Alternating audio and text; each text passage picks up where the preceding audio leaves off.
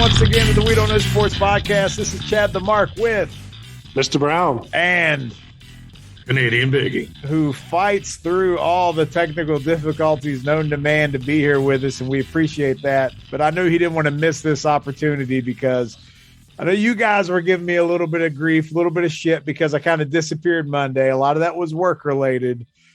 But I did have a little bit of a hardcore football hangover from my Cincinnati Bengals not being able to pull off the biggest win in franchise history in what most have said was a well-entertained, played game.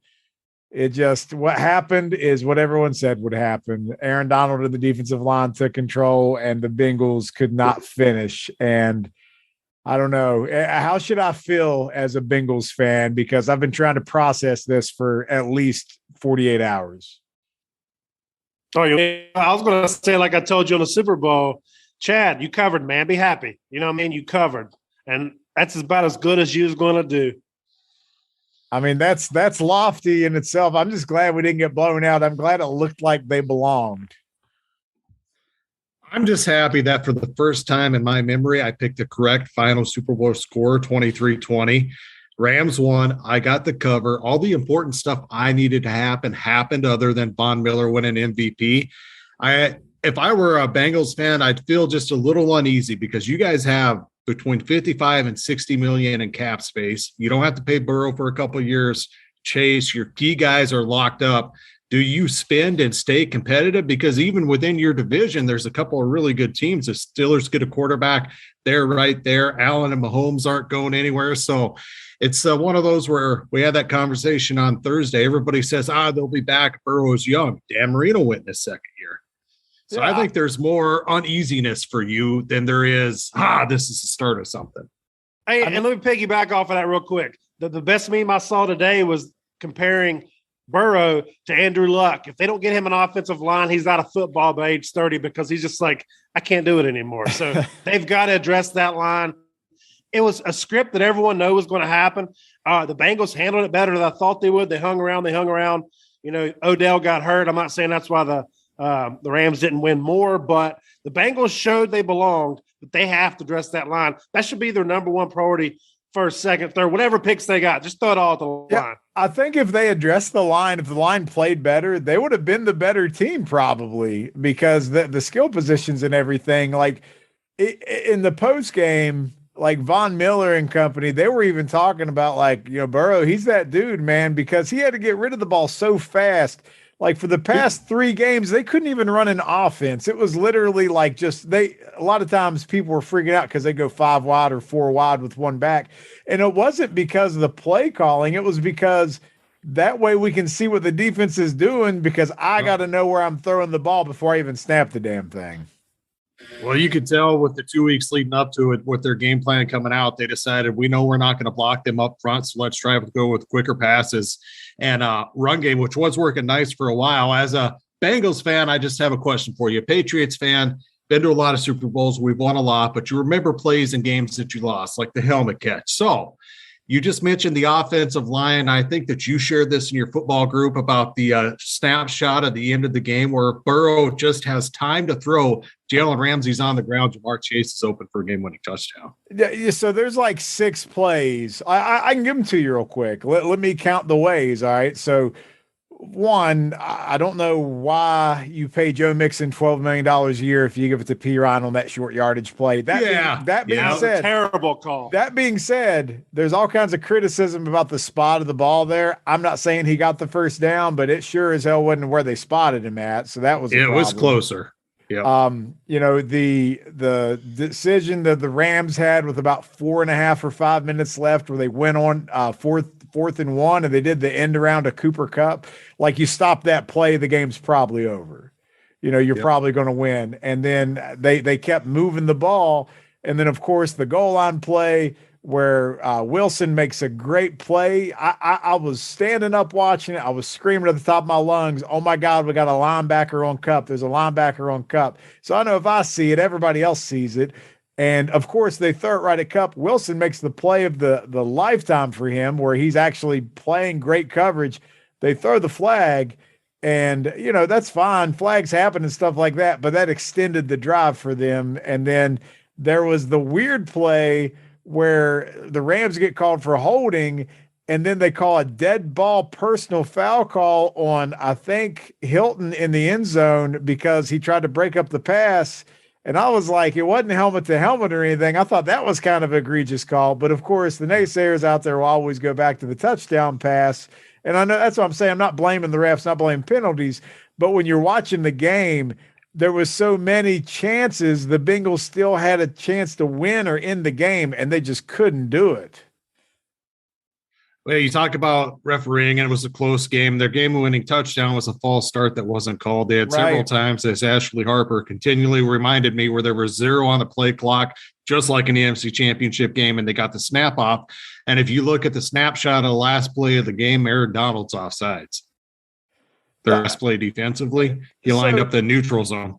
And that stuff's not reviewable, really. And that's fine. Like, I understand. I'm glad, like, for 75, 80% of the game, the refs let them play. It was loose, and it made for a great game because it wasn't watered down.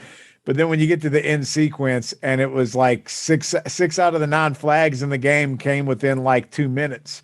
And it's just like, be consistent, for both teams' sake, really. Let them just play the way they've been playing. Well, 2 things. That T. Higgins touchdown that could easily call a face mask, that was smooth. Right. And that 75-yard touchdown, that's a big play the second half for you guys.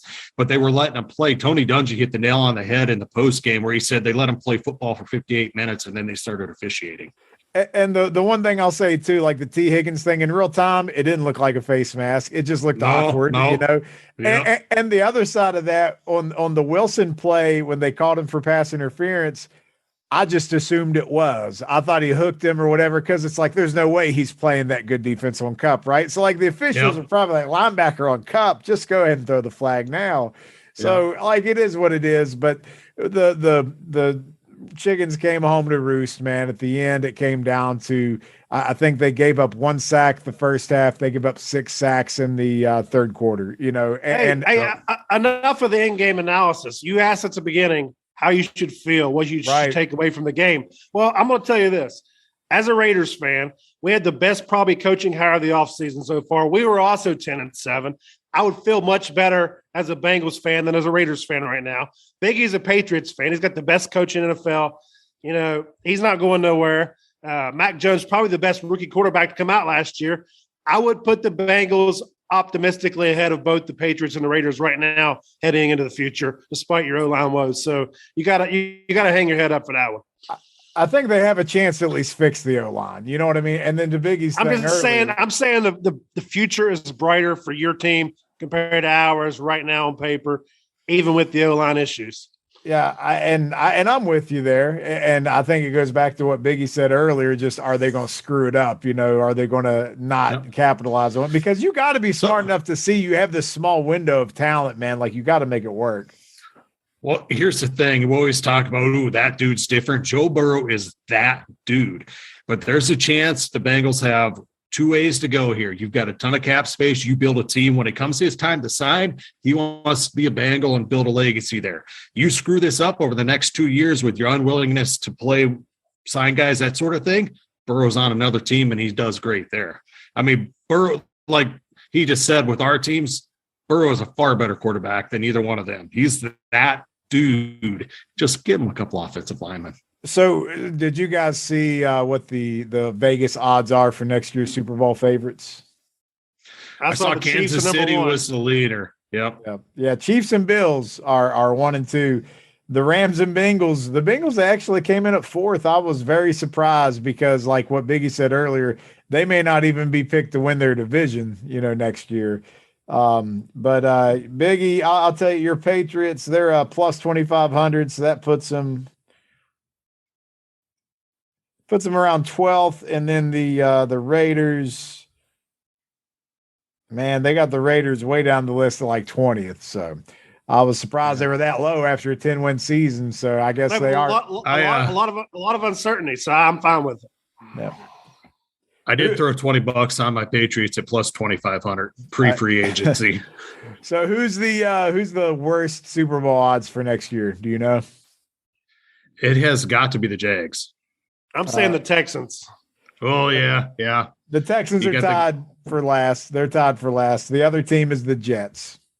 Okay. Really? Oh, because people believe in Trevor Lawrence still. Yeah, but the Jaguars are actually higher than the Lions. They believe without Urban Meyer, Biggie. There's a difference. Yeah, Urban Meyer, you cut ties with him, and you go from 32nd to 30th or 29th, just like that. Man, it might be one win season plus. So we're gonna talk more about the Super Bowl and the Big Show Thursday. You know, we had Valentine's Day yesterday.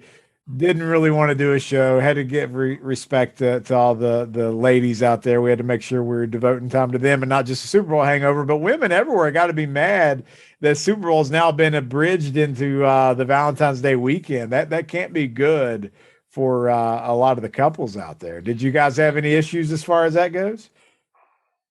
Well, I didn't. Our big plans are coming up. I'm making reservations at Lowry's, so we're probably a week out, but we knew that heading into Valentine's Day. What about couples massage? Isn't that a thing? Are we abandoning that? No, they were booked and we've been busy, so that'll probably be we're going to try to schedule the same weekend. Okay. All right. Stick to your guns. You just remember one thing: when they add the 18th game and move the season back a week, Valentine's Day weekend will not be the Super Bowl. It will be the week between the Super Bowl. It's perfect. Yeah, because nobody cares about the Pro Bowl anyway. True. All right. One thing that did come out, just want to ask real quick, the NFL honors, we kind of watched a little bit of that when we were doing the show on Thursday. The opening was good. Yeah, the opening was great. Whitworth not only wins the Super Bowl, but he wins Walter Payton Man of the Year, gives a great speech. But they also announced before I even go into that, what does Aaron Rodgers look like he does for a living? He looks like he's a janitor. Yeah, he showed up wearing that really like brown looking suit, and it was it looks like he just got the award for used car salesman of the year, right? That's right. He looks like he should be in Breaking Bad instead of the guy that played Saul. Yeah, he's not John Wick for Halloween anymore. He needs to let it go. But the other thing that came out was the Hall of Fame announcement, and I hate that they do it on the Super Bowl weekend. Like I feel like this would be a good thing to do like next week. You know what I mean? Because you have 2 weeks before the NFL Combine, I think, starts or getting underway. So like you got a little bit of NFL wants to control the entire year. Why would you take this opportunity at NFL honors where you already got all this going on Super Bowl, and let's take these legends and announce their Hall of Fame candidacy? Why not do it another time? I think it's because it's the week where they get together. It's like the NFL yearly party. This is our meeting. The best of the best come here every year. Their crowning thing. It's, Roger Goodell's State of the Union. I mean, I know what it's about 2 off weeks and then free agency starts, but just, I don't know, crowning achievement type thing instead of it being an afterthought. So I wanted to ask just your thoughts quickly on the candidates that are in there. So the first one was Tony Baselli. Do you guys have any issues with him getting in the Hall? He should have been in before, first ever pick for the franchise Jacksonville Jaguars. Yeah. Yeah. Dude was a stud. All right. We got Cliff Branch, wide receiver from the Raiders, is in there. Often considered the fastest man in football back in the day. Do you guys know enough about his his resume to say yay or nay? Sticky hands. He did. He was the stickum, right? That was that whole team, though. Yeah. They had a guy on the defensive side that was big time on that, too. Come on, Lester Hayes. Yeah. Yep. We got not Leroy, but Leroy Butler. So he got in. He should get in alone just for inventing the Lambeau Leap, right? Yeah, I'd say that's worthy. 90s Packers, good player. And we got Sam Mills, who played. He was part of the Dome Patrol with the Saints and the Panthers. The Panthers, right? Yeah, I remember from the Panthers. Can you remember those linebackers for the Saints at that time? Sam Mills, they had 3 or 4 really good linebackers. Oh, man. Ricky Jackson, maybe? Ricky Jackson was one. That's the only one. Sam Mills, Pat something. They had 3. They played like a 3. Was it Pat Swilling? Yeah.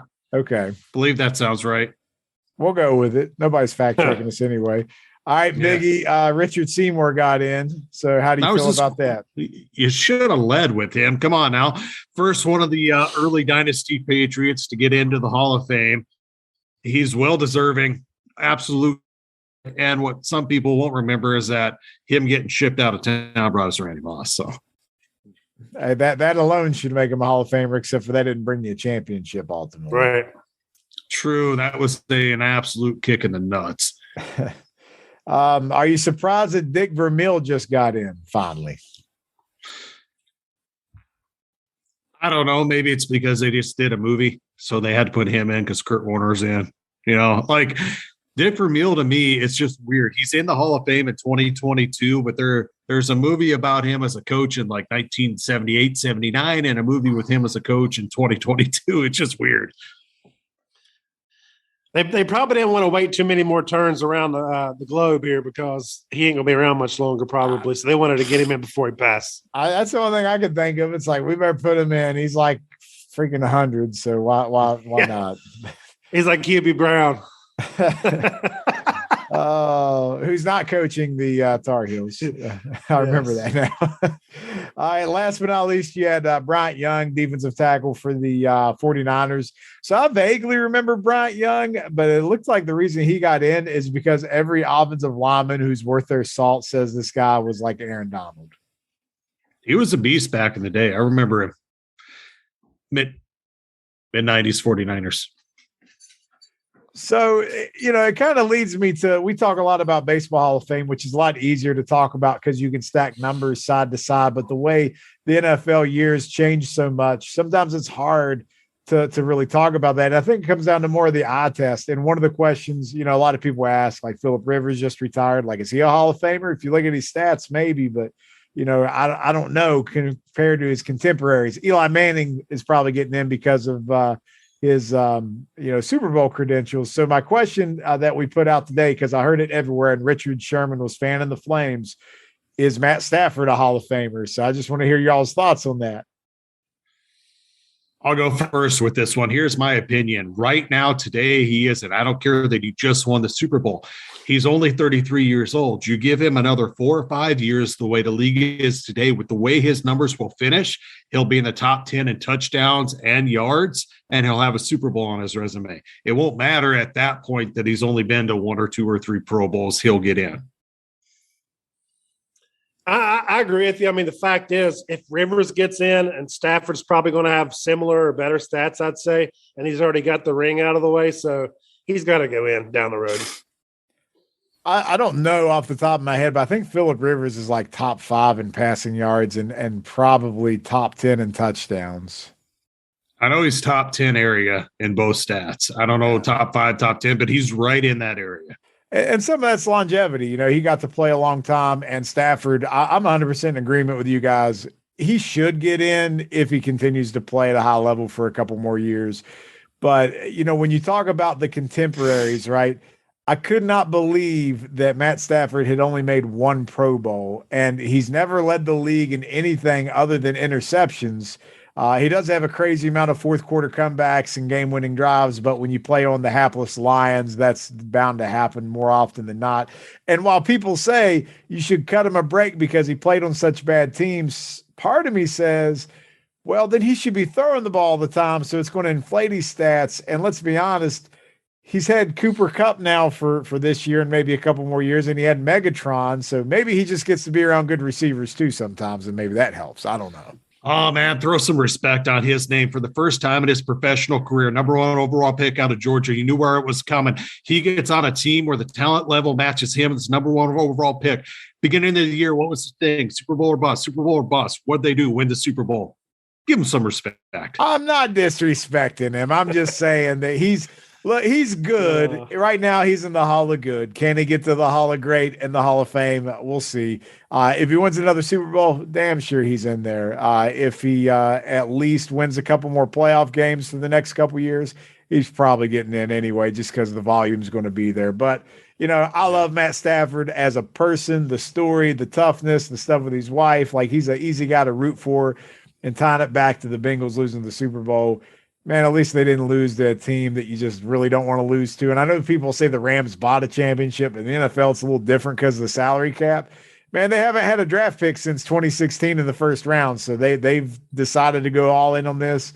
They deserve everything they bought. So I'm not taking anything away from them. And I'll put some respect back on Matt Stafford's name. He did lead the league this year in interceptions, but that's okay. In the playoffs, he had 9 touchdowns, 3 picks, and led 2 game-winning drives. But all right, well, he led 3. That's there you go. 3 game-winning drives. That's 3. How many playoff games? That's the stuff of legends. I would say Aaron. The only time it wasn't a game-winning drive is when they played the little Cardinals. Man in Arizona. So Aaron Donald should get credit for game-winning drives more than Stafford because it seems like he's the one that ended all the games. But all right, we'll close on that. We got a couple minutes, and we're going to end it. Kyler Murray, is he going to be the starting quarterback for the Cardinals this year? Yes, with a pay raise. With a pay raise. Did he add him back on Instagram? No, he's only got a post of him saying, I guess he's not what do you say? He's not crazy. He's being misunderstood or something like that. And then a post of Oklahoma or something. But you think he's getting a pay raise? I do. It's a play. He wants to get paid now. I know he's trying to. Josh Allen did that, right? Is he trying to follow that recipe there? Pay me now rather than later. We're going to suck anyway. Give me my money while we're at least good. I'll be honest with you. I kind of wish the Bengals would just do that with Burrow. I know he's on cheap money right now, but the future scares the hell out of me. But you don't want to you want them to do the Evan Longoria with him. Yeah, let's just go ahead and make it work now, and we're good to go. Yeah. But all right, well, guys, that's enough for a show on a Tuesday night. Thanks for jumping on. We got some exciting stuff coming up on the big show Thursday. We connected with Darren Smith from Kansas City, who was out there covering the Super Bowl in Radio Row, but the audio was bad. But Darren was such a stand-up guy that he said, we'll just do it at the same time next week when I'm back at home. So we get to ask him about all things Super Bowl, and I really am looking forward to getting into his take, being there live on the halftime show and everything, which we've determined that we have a bunch of boomers on our show, right? And that's they don't really like, or boomer listeners anyway, they don't like the halftime show. But that's another poll that's out there. We'll talk more about that on the big show coming up. But that's all we got for tonight, everybody. We appreciate you letting us jump into your ears, even just for a little bit of time. Enjoy your day, and we'll see you next time. Bye-bye.